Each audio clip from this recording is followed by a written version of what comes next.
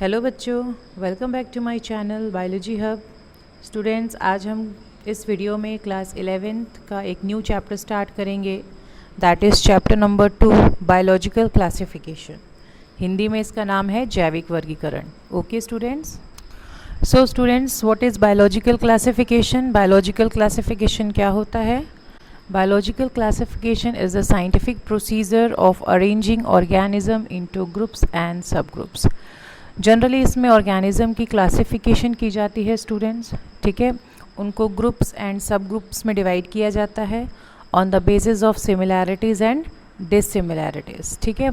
तो उनके समानता और असमानता के आधार पर उनमें उनके कुछ कैरेक्टर्स होते हैं, उनके सिमिलैरिटीज़ एंड डिससिमिलैरिटीज़ के आधार पे जब हम ऑर्गेनिज्म को एक पर्टिकुलर ग्रुप में या सब ग्रुप में क्लासीफाई करते हैं, then this process is known as biological classification. So what is the need of classification, and we can say what is the importance of classification? Generally students, हर एक organism की study करना possible नहीं होता है.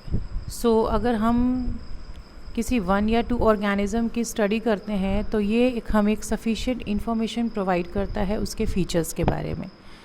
Generally classification क्या करता है, अगर हम 1 या 2 ऑर्गेनिज्म की भी स्टडी कर लेते हैं तो वो उस ग्रुप की एक एसेंशियल फीचर हमें प्रोवाइड करता है जिससे हम सारे ऑर्गेनिज्म की क्या कर सकते हैं, स्टडी कर सकते हैं और उसको आसान बना सकते हैं. Then classification also helps in identification of new organism. किसी भी न्यू ऑर्गेनिज्म की अगर डिस्कवरी होती है तो उसके आइडेंटिफिकेशन में भी क्लासिफिकेशन हेल्प करता है. क्लासिफिकेशन की वजह से हम लोग डिफरेंट ग्रुप्स के ऑर्गेनिज्म के बारे में रिलेशनशिप भी पता कर सकते हैं कि कैसे किसी ऑर्गेनिज्म का किसी दूसरे ऑर्गेनिज्म से क्या रिलेशनशिप है. Organism of past can not be studied without a proper system of classification. इसी तरीके से हम उनके पास्ट के बारे में भी स्टडी करना चाहे तो वो विदाउट क्लासिफिकेशन पॉसिबल नहीं हो पाता है. So this is all about the importance. Next हम बात करेंगे स्टूडेंट्स क्लासिफिकेशन के टाइप्स की. There are different types of classification जो कि डिफरेंट साइंटिस्ट के द्वारा डिफरेंट टाइम्स पे दिया गया था. Main system of classification are artificial system of classification, natural system of classification and phylogenetic system of classification. 3 types की क्लासिफिकेशन है. आर्टिफिशियल सिस्टम ऑफ क्लासिफिकेशन को हम लोग कृत्रिम वर्गीकरण भी कहते हैं और generally artificial system of classification में केवल 1 या 2 मॉर्फोलॉजिकल कैरेक्टर्स की ही स्टडी की जाती है किसी भी ऑर्गेनिज्म को क्लासीफाई करने के लिए. मींस यहाँ पे सिर्फ 1 या 2 मॉर्फोलॉजिकल कैरेक्टर्स की नॉलेज भी अगर हो जाती है तो हम उस ऑर्गेनिज्म को एक पर्टिकुलर ग्रुप में क्या कर सकते हैं, क्लासीफाई कर सकते हैं. आर्टिफिशियल सिस्टम के अंदर जो क्लासिफिकेशन प्रेजेंट किया गया था वो प्रेजेंट किया गया था एरिस्टोल यानी अरस्तू के द्वारा. इन्होंने ऑर्गेनिज्म को 2 कैटेगरी में बांटा था, इनैमा एंड एनैमा. अब इन दोनों में डिफरेंस क्या था स्टूडेंट्स? इनैमा में वो ऑर्गेनिज्म थे जिसमें आरबीसी प्रेजेंट थी एंड एनैमा में वो ऑर्गेनिज्म थे जिसमें आरबीसी प्रेजेंट नहीं थी. On the basis of presence of RBC in their blood organism को 2 कैटेगरीज में डिवाइड किया गया था, इनैमा एंड एनैमा. ओके स्टूडेंट्स, इसी तरीके से प्लांट्स को flowering and non flowering category में क्या किया गया है, डिवाइड किया गया है. तो ये जो क्लासिफिकेशन थी ये किस में थी? आर्टिफिशियल सिस्टम ऑफ क्लासिफिकेशन में. The second one is natural system of classification यानी प्राकृतिक वर्गीकरण. नेचुरल सिस्टम ऑफ क्लासिफिकेशन में हम क्या करते थे, बहुत सारे कैरेक्टर की स्टडी करते हैं. There are comparable study of number of character so as to bring out natural similarities and dissimilarities and hence natural relationship. तो इस क्लासिफिकेशन में किसी ऑर्गेनिज्म के नंबर ऑफ कैरेक्टर्स की स्टडी की जाती है, देन उनके सिमिलैरिटीज़ एंड डिससिमिलैरिटीज़ के आधार पर एंड रिलेशनशिप के आधार पर बेसिस पर उनको क्लासीफाई किया जाता है इन डिफरेंट ग्रुप्स. इस सिस्टम के अंदर जो क्लासिफिकेशन प्रेजेंट की गई थी वो बेंथम एंड हुकर के द्वारा की गई थी. Okay students, then the third type is phylogenetic system of classification यानी जातिवृत्तीय वर्गीकरण. जातिवृत्तीय वर्गीकरण यानी फाइलोजेनेटिक सिस्टम में जो क्लासिफिकेशन की जाती थी वो बेस्ड होती थी इवोल्यूशनरी रिलेशनशिप के आधार पे। ना इवोल्यूशनरी रिलेशनशिप क्या होता है? उद्विकासीय संबंध। किसी ऑर्गेनिज्म का ओरिजिन कहाँ से हुआ है और उसकी डेवलपमेंट कैसे हुई है, इस चीज़ पे ज़्यादा फोकस किया जाता था। इसीलिए ग्रुप में किसी भी ऑर्गेनिज्म की जो क्लासिफिकेशन है वो बेस्ड होती थी on their evolution from primitive to highly evolved. जो फाइलोजेनेटिक सिस्टम में क्लासिफिकेशन रिप्रेजेंट किया गया था वो किया गया था Engler and Prantl classification and Hutchinson classification. So students, I hope types of classification आपको क्लियर हो गया होगा। Next topic is kingdom system of classification. So different scientist के द्वारा different system of classification present किया गया, जिसमें सबसे पहला था two kingdom classification. To kingdom classification was presented by Carolus Linnaeus, जिसको हम फादर ऑफ टेक्सोनॉमी भी कहते हैं। इन्होंने ऑर्गेनिज्म को दो किंगडम में डिवाइड किया इन 1758 and the kingdom was kingdom Plantae and kingdom animalia. Kingdom Plantae के जो मेन फीचर्स थे एंड किंगडम एनिमेलिया के जो मेन फीचर्स थे, उनके डिफरेंसेस के आधार पे ये दो कैटेगरी बनाई गई थी। The main features of kingdom plantae was that cell wall is present. Kingdom plantae में सेल वॉल प्रेजेंट था, बहुत बड़ा वैक्यूल प्रेजेंट था। प्लांट्स में unlimited growth and well defined growing points present थे। प्लांट का जो मोड होता है दैट इज़ ऑटोट्रॉपिक न्यूट्रिशन, मतलब ऑर्गेनिजम्स अपना खाना खुद बनाते थे। इनमें जो रिजर्व फूड मटेरियल था दैट इज़ स्टार्च। प्लांट्स में कोई भी लोकोमोशन प्रेजेंट नहीं होता है एक्सेप्ट सम एल्गीज। एंड इनमें जो एक्सक्रीटरी ऑर्गन होते हैं, नर्वस सिस्टम होता है, सेंस ऑर्गन होता है, मस्कुलर सिस्टम होता है, ऑल आर एब्सेंट। एंड इनके द्वारा जो रिस्पॉन्स शो किया जाता है वो भी बहुत ही स्लो रिस्पॉन्स शो किया जाता है टुवर्ड्स स्टिमुलाई। इसके अलावा अगर हम फीचर्स ऑफ एनिमल किंगडम की बात करें तो एनिमल किंगडम में सेल वॉल एब्सेंट होता है। इनमें इनऑर्गेनिक क्रिस्टल्स प्रेजेंट नहीं होते हैं। इनमें वैक्यूल भी प्रेजेंट नहीं होता है।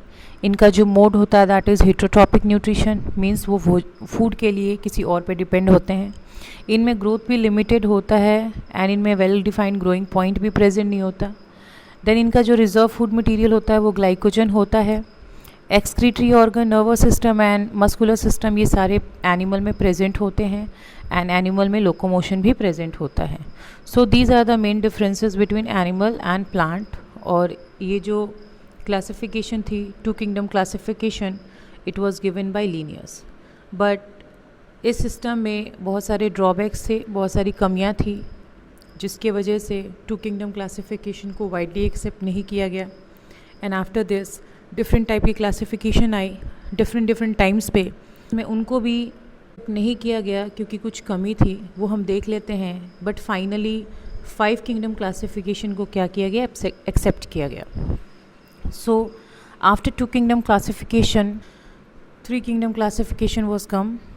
3 किंगडम क्लासिफिकेशन जो था वो अर्नस्ट हैकेल ने दिया था इन 1866 और उन्होंने ऑर्गेनिज्म को 3 किंगडम में क्लासीफाई किया, that is kingdom Plantae, kingdom protista and kingdom animalia.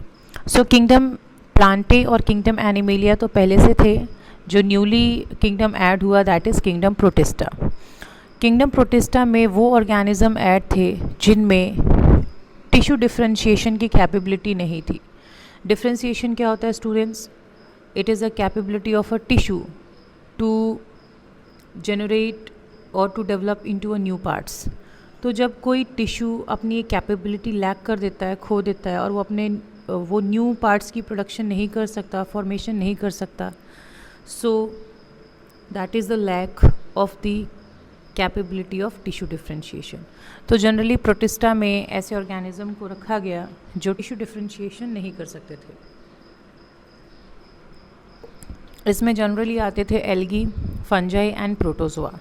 But बाद में किंगडम प्रोटिस्टा में उन्हीं ऑर्गेनिज्म को रखा गया जो कि क्या थे?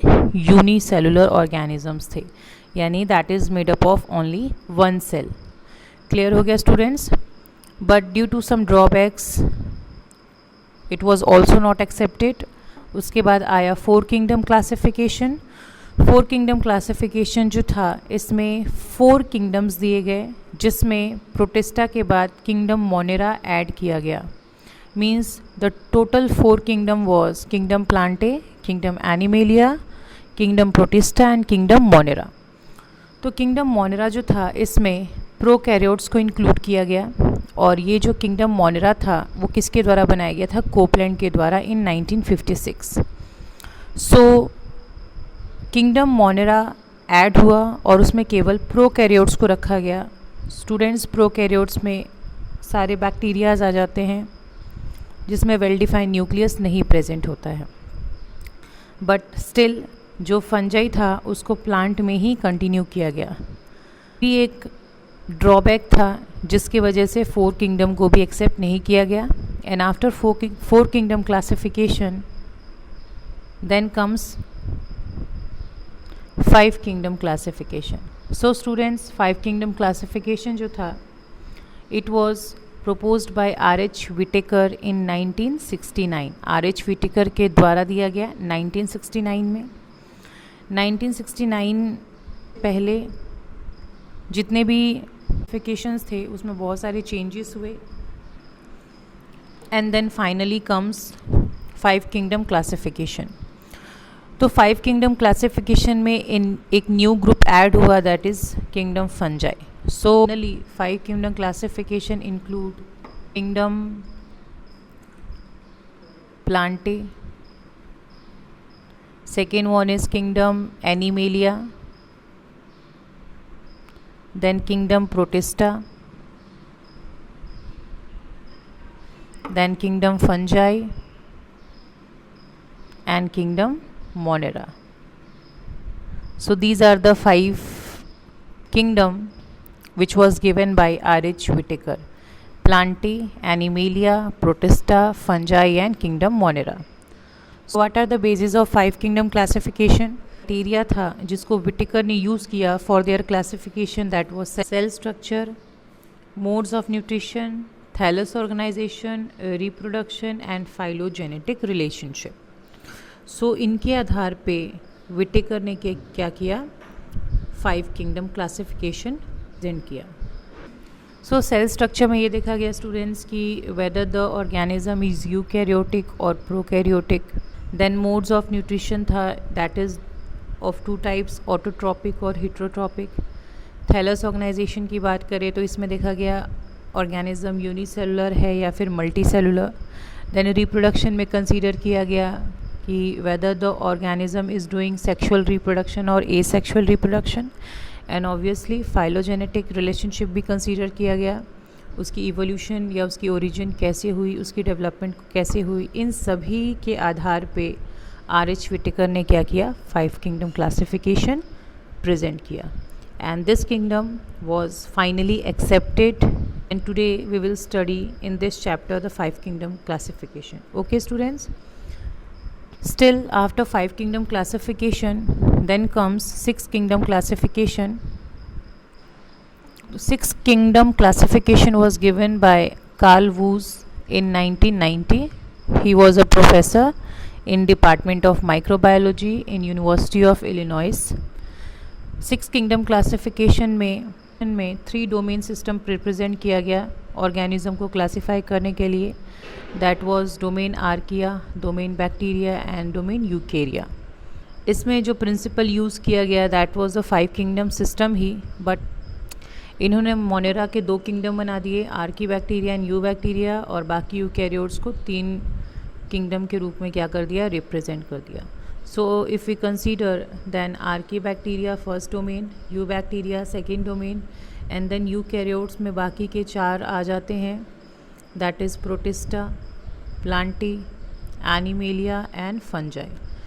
तो ये जो 4 किंगडम यहाँ पे एंड 2 किंगडम यहाँ पे, टोटल जो था that was 6 kingdom classification system. So students, I hope आपको समझ में आ गया होगा ये 6 किंगडम क्लासिफिकेशन सिस्टम क्या है और किसने दिया था, and also artificial, natural and phylogenetic. So students, आज के लिए इस वीडियो में इतना ही। अपने लेक्चर को हम नेक्स्ट वीडियो में क्या करेंगे, कंटिन्यू करेंगे। को मेरे वीडियोज़ अच्छे लगते हैं तो प्लीज़ इसे ज़्यादा शेयर करें एंड सब्सक्राइब करें। Thank you.